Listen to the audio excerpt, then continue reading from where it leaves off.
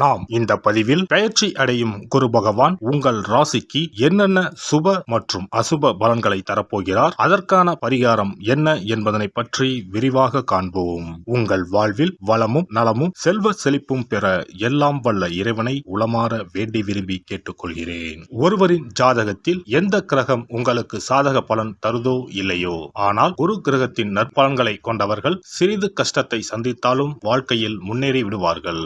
நவ கிரகங்களில் குரு பகவான் மங்கள கிரகமாக விளங்கி வருகிறார். ஜோதிட சாஸ்திரத்தில் குரு பகவானுக்கு தேவர்களின் குரு என்ற அந்தஸ்தும் வழங்கப்பட்டுள்ளது. இவர் நல்ல பலன்களை அளிக்கும் கிரகமாக கருதப்படுகிறார். திருமணம், மகிழ்ச்சி, குழந்தைகள், நல்ல அதிர்ஷ்டம், அறிவு, கல்வி, பேச்சாற்றல், மரியாதை, நல்ல ஒழுக்கம் ஆகியவற்றுக்கு இவர் காரணியாக உள்ளார். ஒருவரது ஜாதகத்தில் குரு பகவான் நல்ல இடத்தில் இருந்தால் அவர் வாழ்வில் மிகுந்த மகிழ்ச்சியையும் செழிப்பையும் பெறுகிறார். அவர் வெற்றியின் உச்சம் தொடுவதை யாராலும் தடுக்க முடியாது.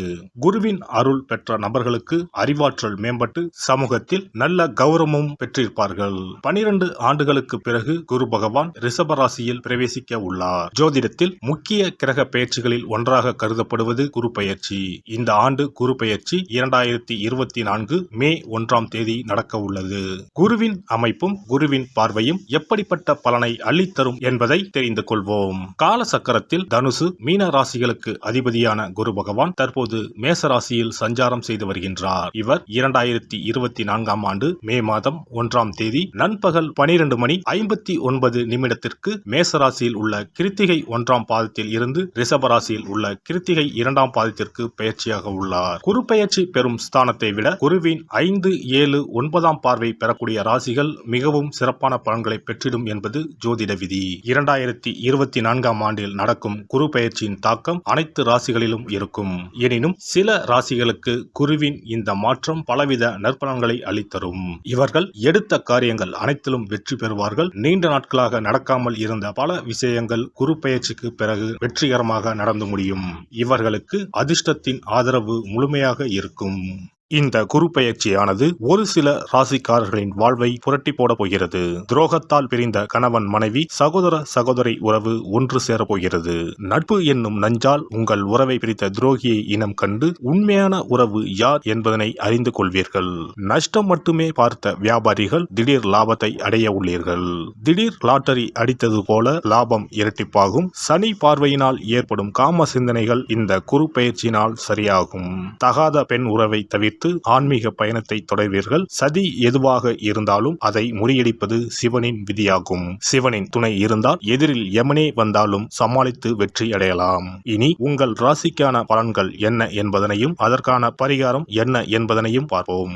புதன் பகவானை ராசி அதிபதியாக கொண்ட மிதுன ராசி அன்பர்களே, உங்களுடைய ராசிக்கு லாபஸ்தானத்தில் பயணம் செய்யும் குரு பகவான் சித்திரை மாதம் முதல் உங்கள் ராசிக்கு 12ஆம் வீட்டிற்கு வரப்போகிறார். இதனால் நிறைய பண வருமானம் வரும், சுப விரயங்களும் ஆகும். குரு பகவானின் பார்வை உங்கள் ராசிக்கு 4ஆம் வீட்டின் மீது விழுகிறது.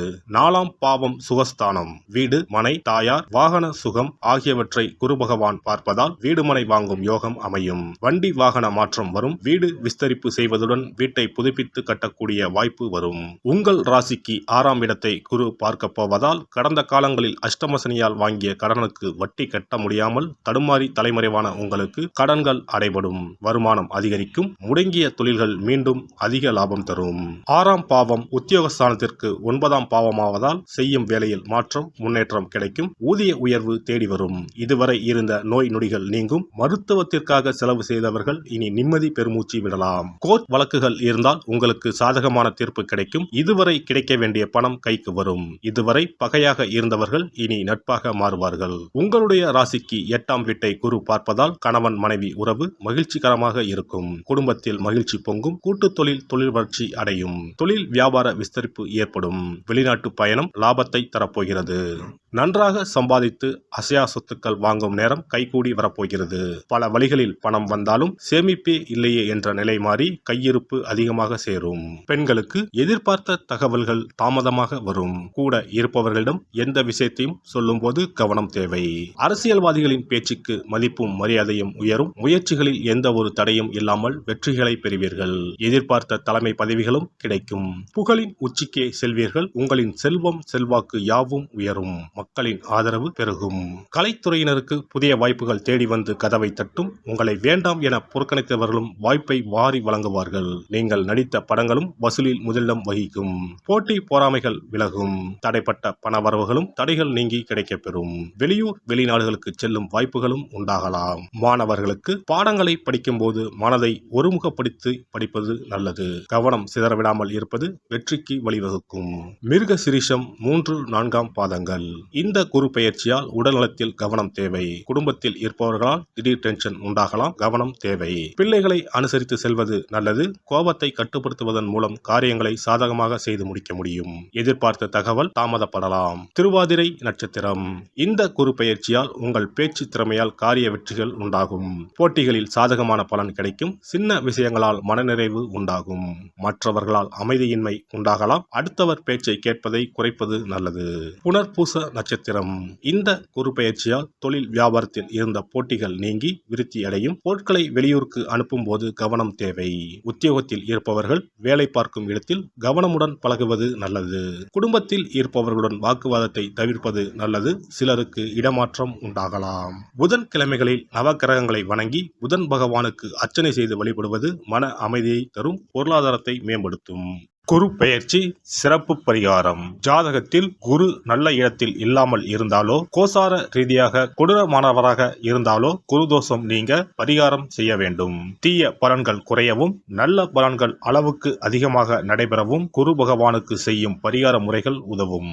வியாழக்கிழமை தோறும் தட்சிணாமூர்த்தி வழிபாடு செய்வது சிறப்பான பலன்களை கொடுக்கும். வியாழன் அன்று குரு ஓரையில் நல்ல நேரத்தில் குருவிற்கு உரிய கோலத்தை வடகிழக்கு திசையில் கோலமிட்டு அதன் மேல் முல்லை மலர்கள் பரப்பி குரு எந்திரத்தை வைத்து அதற்கு முல்லை மலர் சூட்டி சந்தன பொட்டிட்டு பொன்னிற தட்டில் கொண்டை கடலை வைத்து தூப தீபம் காட்டி குரு காயத்ரி மந்திரத்தை 108 முறை மன ஒருமையுடன் கூறினால் குருவால் ஏற்பட்ட தீய பலன்கள் விலகும்.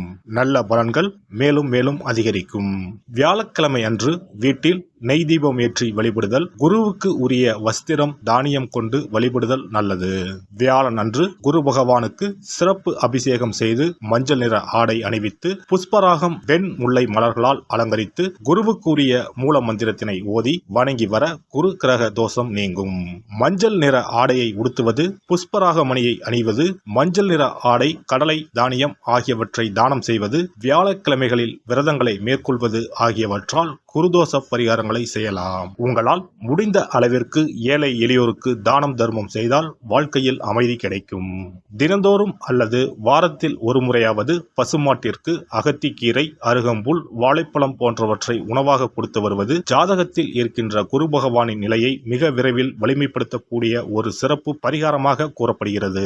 ஜாதகத்தில் குரு வலிமை இழந்திருக்கும் நிலையில் வியாழக்கிழமைகளில் அவருக்கு உரிய மஞ்சள் நிறத்தில் இருக்கும் லட்டுகளை வாங்கி தட்சிணாமூர்த்திக்கு நைவேத்தியம் செய்து கோவிலுக்கு வரும் பக்தர்களுக்கு வழங்குவதும் மங்களகரமான மஞ்சள் நிற பொருட்களை பிறருக்கு தானம் கொடுப்பதும் சிறந்த பரிகாரங்களாகும்.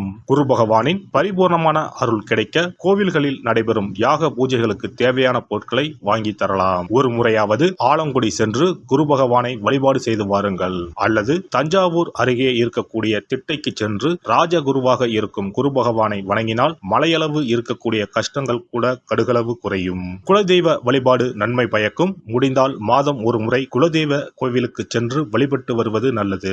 ஒரு முறை திருச்செந்தூர் சென்று முருகப்பெருமானை வழிபட்டு வந்தால் இந்த குரு பெயர்ச்சி சிறப்பான பலன்களை தரும். உங்களின் வாழ்க்கையில் பொருள் ஈட்டும் முயற்சிகள் அனைத்தையும் வியாழக்கிழமைகளில் தொடங்குவதும் நல்ல பலனை கொடுக்கும். குறிப்பாக வியாழக்கிழமைகளில் வருகின்ற ஏகாதசி தினங்களில் நற்காரியங்களை தொடங்கினால் நன்மைகளை பெறலாம். வியாழக்கிழமைகளில் தங்கள் சக்திக்கு இயன்ற அளவில் அன்னதானம் செய்வது குரு பகவானின் நல்லருளை உங்களுக்கு பெற்றுத்தரும். அன்னதானம் செய்வதன் காரணமாக உங்கள் ஜாதகத்தில் இருக்கின்ற குரு கிரக தோஷங்கள் நீங்கி குரு கிரகத்தை பலப்படுத்தி உங்கள் வாழ்க்கையில் நீங்கள் விரும்பிய பலன்கள் தங்க தடையில்லாமல் கிடைக்கச் செய்யும். எல்லாம் வல்ல இறையருளால் நீங்களும் உங்கள் அன்பு குடும்பமும் உடல் நலம், நீலாயுள், நிறை செல்வம், உயர் புகழ், மெய்ஞானம் ஓங்கி வாழ்க வளமுடன்.